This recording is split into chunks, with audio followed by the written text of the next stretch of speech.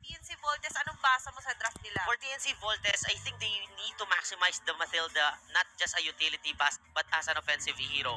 Since magiging iwas team fight muna or mga micro itong kupunan ng yung Uncle Drew Gamer Pack, biglain nila, kulitin nila sa early game, lalo na itong Granger natin. But this is not your usual tournament format rotation. Look at the Estes immediately guarding Teddy Cutie. That's how they wanna protect Teddy Cutie for this game. Ganon ka-importante ang kanilang ace player para sa laban na to. Game number 1 between UDG and TNCV. Saka papadouble check natin kung first na SS to in a while dito sa season 5, no? Kasi wala ko nakas Alam ko. ngayong season pa. Baka mamaya day off ko pala nung mayroon Oh, nag-SS. parang ito pa lang. And of course, you have the wilderness blessing here for Damien kasi more on sa pagsama nga siya, especially yung mga tinatawaran niya is going to be the river here for UDG. And aside from that, guys, if you're TNC Voltes, ito yung maaasahan mong mape-pressure yung gold lane nyo. Pinapressure talaga. If you notice as well with the Realme in-game equipment natin at saka yung mga emblems and spells, flicker si Damien dito. That means ayaw niyang mababad sa team fight. Si Cramp, panigurado ang kanilang ibababad mamaya, and Damien's job is also to survive para laging mabibigyan niya ng heal ang kanilang mga damage dealer, lalo na itong si Teddy Cutie. And so far, it's working for them. Napilitan tuloy tumambay din si Mark sa may gold area. They're backing everything dito kay Teddy Cutie. Oo. Yun yung tinitignan ko kasi itong isang Granger nga, you mentioned earlier, you need items, you need the numbers. And when we say the numbers nga, kailangan yung number niya rin 0, dun sa may bandang gitna, yung KDA yung deaths niya. Mhm. So, dun papasok nga yung ability ng isang Estes to actually save or somehow relieve some of those pressure. Pero ngayon, sasama muna siya, first turtle, ang pag-aagawa, nandiyan na nga lang din ang mga, pag-tumbling, Damien, pa makakakuha? Siya pa yung Unang nakahuli. pago. Grabe yung stocks ng camera niya. Di ba yung passive kasi niya mukhang camera eh. Oo. Yun pa yung nakakuha ng turtle. Pero panalo pa rin doon. Ito kupunan ng UDG. And look at that. They're getting what they want. The playstyle they want. Iwas pusoy talaga. Iwas tayo team fight. Iwas clash tayo. Iwas patayan kasi wala tayong pagkukunan ng damage. And so far, nadadala ang TNCV sa ganong klaseng laro na gusto ng UDG. At maganda yun actually na start pa rin kahit pa paano.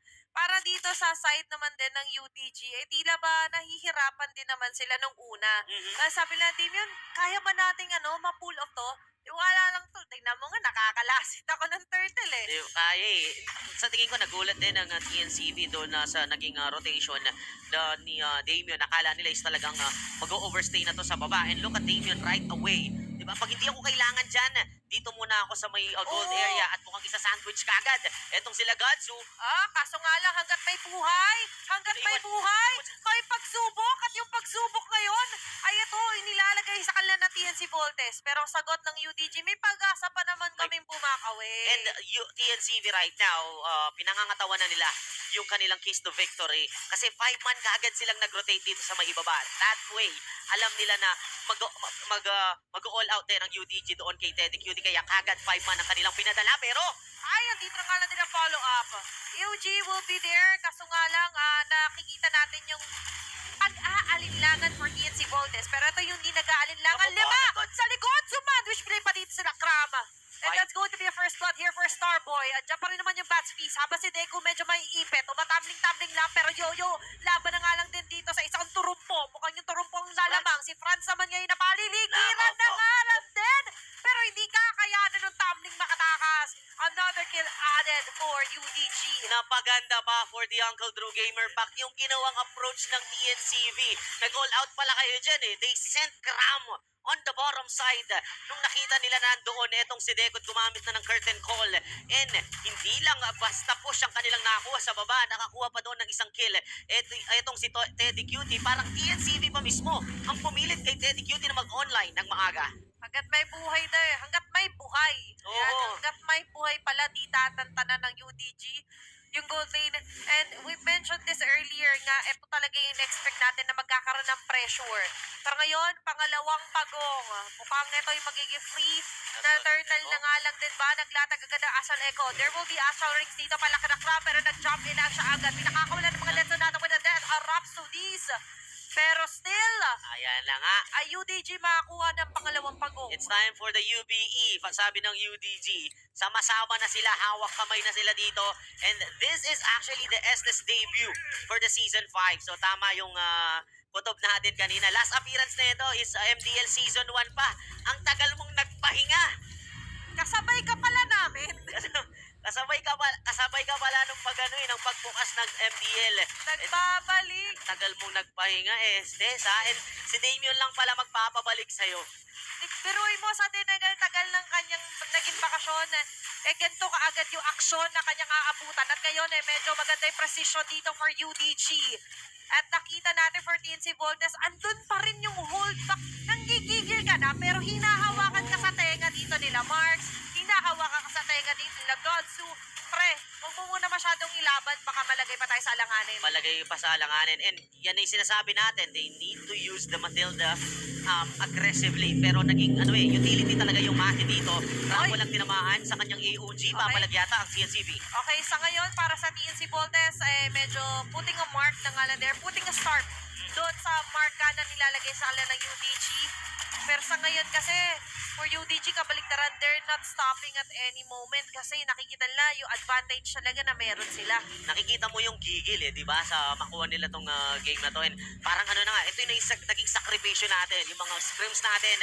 Sigurado ang dami ng sinakripisyong laban din ng UDG sa paggamit ng Estes na to. Ang hirap i-pull off ng Estes sa meta ngayon. But after it started with Rene J's Estes sa MPL Philippines, look at Damian right now using this Estes. Kasi ito yung masasakripisyo doon sa may pinakagili si Damian na na mawawala. At ito yung pangarap talaga na TNC Voltes, mawala ng sustain ang UDG. Unti-unti sila makakabangon. At yun yung perfect na opportunity talaga. At yun yung pinaka-vulnerable na spot ng isang Estes na huli nila. Finally, we saw Marks aggressively attacking the members of UDG. Circling Eagle kagad at doon nila napilayan kagad itong si Damian. Pero sa Turtle, ulit yung bakbakan. Ay, si Franz naman ngayon makakuhaan ng huling pagong. Pero si Deku ngayon na magiging kapalit. It's going to be another kill here for UDG. 4-1 ang ating ending kill score. Habang sa may baba pa rin naman nandyan namumuo ang tensyon. Pinakawala ng mga death zone nata. Mga stock si Starbay medyo umaangat na nga lang din. Pero ang hindi makaangat dito ay sila Franz. Dahil nakikita naman natin kung paano kinakapital sa UDG na compromise yung jungle dito ng TNCP. Akala natin naangat na dun yung TNCV kasi nakuha nila yung kill sa taas and then nakuha nila yung turtle. It's a good grade if Deku is the one being killed for the turtle. But Kaso, aggressive talaga ang UDG dito at patuloy silang naghahawak-hawak kamay makapasok lang sa mga tore ng TNCV. siyempre pag-awak ka pa, hindi dapat binibitawan. At hindi nila binibitawan Si Lex. ngayon yung lead na meron sila. At si Lex, ito yung sabi na natin ginagawa talaga. We've seen this kind of strategy kay Zyda ng TNC MPL. MPL. Parang 2 weeks ago na ginamit niya yung backshock pero iniba niya ng konti na more on, bumalik tayo sa utility jungle pero more on hybrid na ako yung soaker ng damage, secure lang ako objective tapos sa mga kills kayo ng bahala. More on the supporting role yung tinatalaga ngayon sa backshock kasi nga as you mentioned earlier, they're banking everything kay Teddy Cutie kasi kay Starboy. And remember yung back siya kasi hindi lang yan sa potential niya na may continuous damage ng Shield of Unity and then meron ding Tortoise Pusans. sustainability, Tortoise Pusans. Pero ang kasi passive ng back siya, it breaks the defense for TNCV. Binabawasan niya ng shield. Etong si Marks, binabawasan niya ng heal yung Hasclaws ni Gadzu. Saka, di ba nakita natin, they're banking everything nga. Hinati nila yung kill score nila sa dalawa na magiging damage dealer talaga, di ba? Oo. 2-0-2 pareho, At Starboy at Teddy Cutie. So, in terms of pamana sa mga magkakapatid, pantay naman nilang binigay Oo. muna dito. And ginagawa ni Lex dyan at saka ni Damian, sila yung nagsasakripisyo para masarap yung buhay ni Teddy Q din ni Oo, Starboy. sila muna yung breadwinner. Sila yung breadwinner. Para mamaya, tulong-tulungan sila mamaya sa bandang dulo. Pero hindi pa naman tayo nasa dulo. Mid part of our game. First Lord as respond. Andito agad sila Marks and Deku trying to find the window. Ano nga ba yung bukas sa bintana dito? Para sa UDG, yung bawat bintana na naibantay sarado.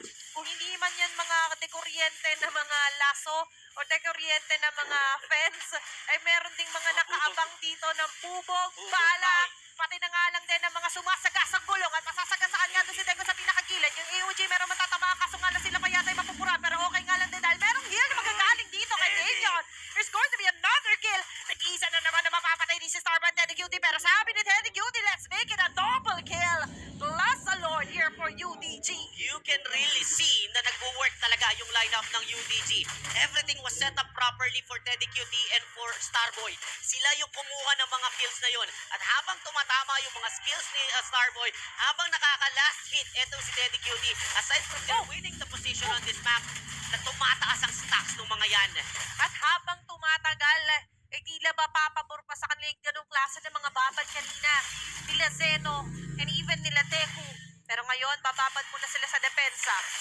Bensang Marino ang ginagawa dito ng TNCV. May mga holy defense pa naman. May holy defense pa naman dito sa may gitna. But with the Lord marching up top, mukhang dito na mapipressure. Si Teddy Okay. QT din naman, OGN. Medyo masakit ang kalat din yun kasi ito yung mas masakit yung mga bala na tuloy-tuloy natatama sa mga mukha ng mga miyembro ng TNC Voltes. At papasok pa si Lex, isang sasagasaan. Binubulag ang mga miyembro dito ng TNC Voltes. Tatlo matitira para dumepensa. May Lord na kasama pa UDG. Hindi na nga yata nila matatagal pa ito. Matatanggal pa si Starboy. But look at those damages from Teddy QT with a monster kill.